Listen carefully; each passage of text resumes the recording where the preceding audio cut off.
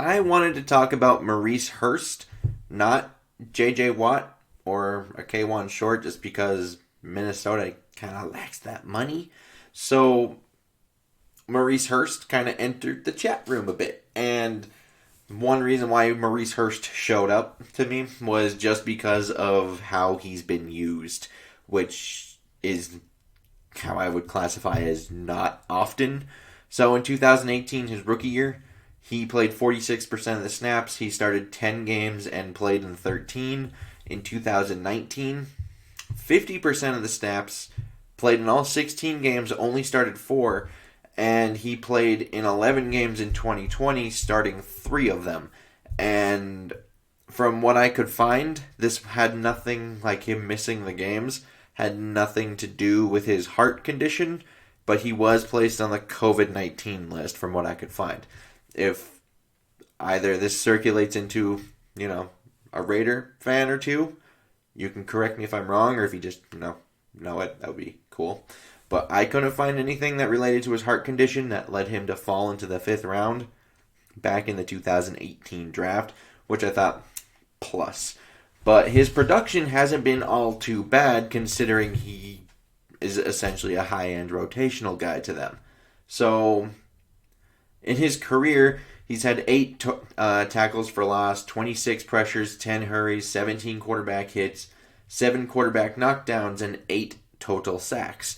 That's his career numbers. And in 2019, his last, full season, 4 tackles for loss, 12 pressures, 6 hurries, 8 quarterback hits, 2 knockdowns, and 3.5 sacks. Why are those numbers important?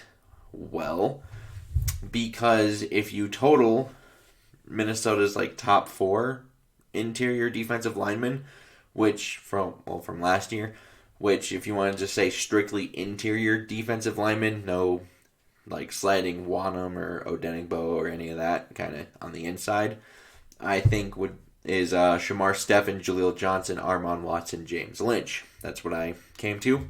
And their total for last season is 6 tackles for loss, 13 pressures, 5 hurries, 8 quarterback hits, and you have 3 quarterback knockdowns with a total of 3.5 sacks.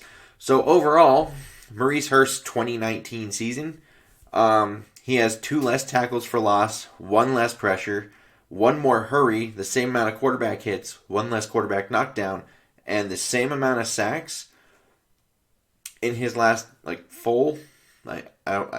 He only started 4 games, but he did play in all 16. Compared to 4 players from Minnesota's roster last year.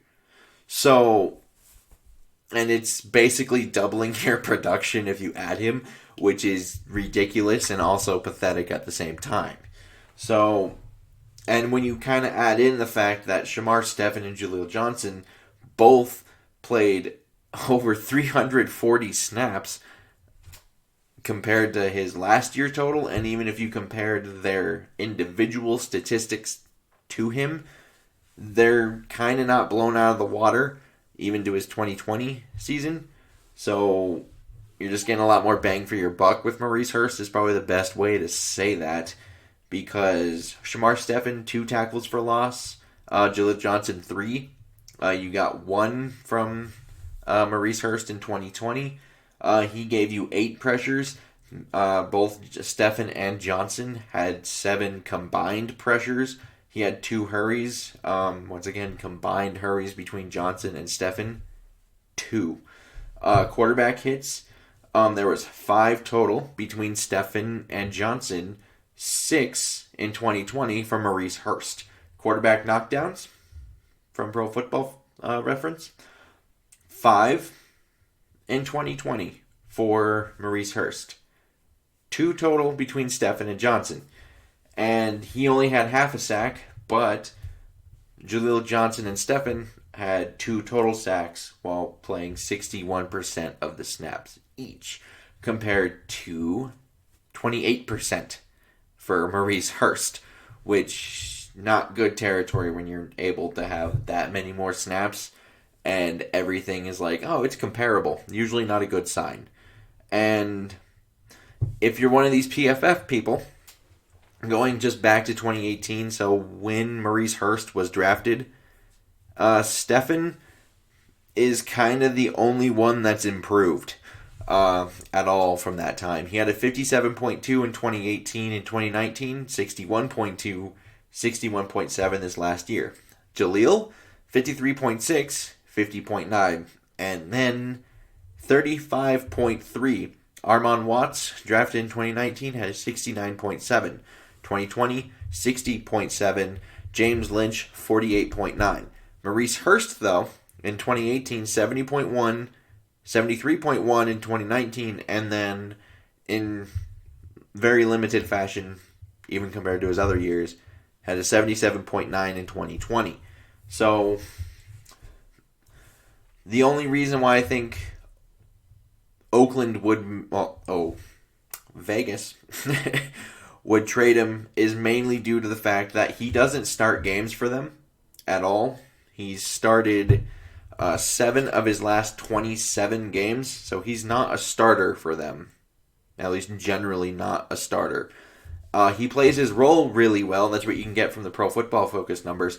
But I don't think they have enough opportunities to use that role. And this wouldn't be a cap move for the Raiders over there. Maurice Hurst's cap hit is only $999,000. They would save $920,000 by cutting him, and he's only 26. Shamar Stephen, Minnesota will probably cut him as a liability this offseason because of the money. $5 million cap hit, they can save $3.75 by cutting him. He's also going to be 30. Jaleel Johnson is a free agent. I don't expect to have him back in Minnesota. And then you have Armon Watts and James Lynch on rookie contracts in Minnesota just for more comparison, but it's kind of irrelevant because your top 2 starting guys from last season, probably not on the team. You're getting Michael Pierce back, yes, so now you only need to replace 1.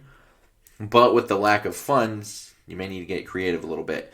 And with Maurice Hurst having a very low cap hit that's under $1 million, albeit just barely, but still under $1 million, is super helpful. And for what it's worth, the Raiders did just get David Irving.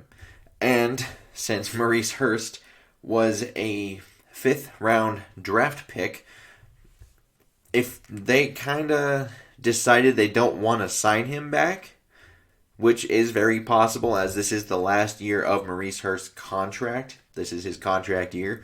So the Raiders have probably kind of already got an idea whether or not they want to sign him back or not.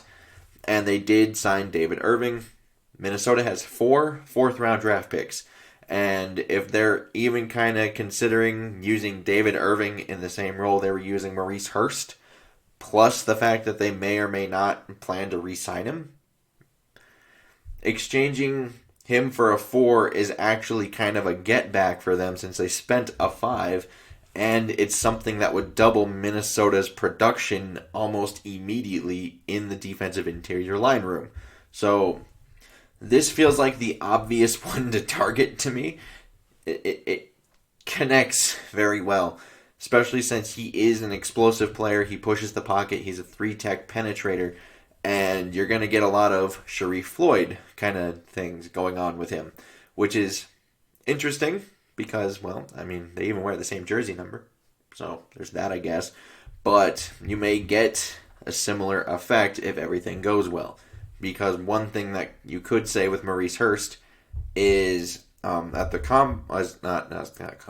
the pro day that he was at, he weighed in, I believe, 292. So that puts him on the lower side.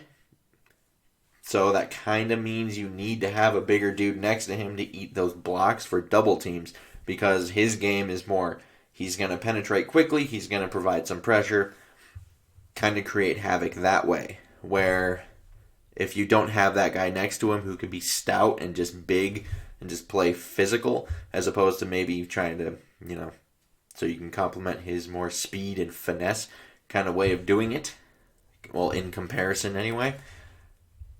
And if you don't have that, it's easier to double team him and his production lessens, which is one reason why you could see him not really starting games.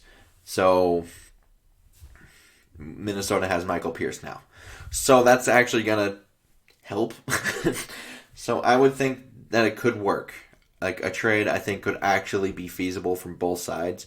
I don't know if it would just take a 4, but I still think if the Raiders are even considering not re-signing him, this is at the very least a conversation, and it can kind of kick off some kind of trade talks. I'd like to know your guys' opinions down below in the comment section, and like and subscribe. Super helpful if you do. And until next time, I bid y'all adieu.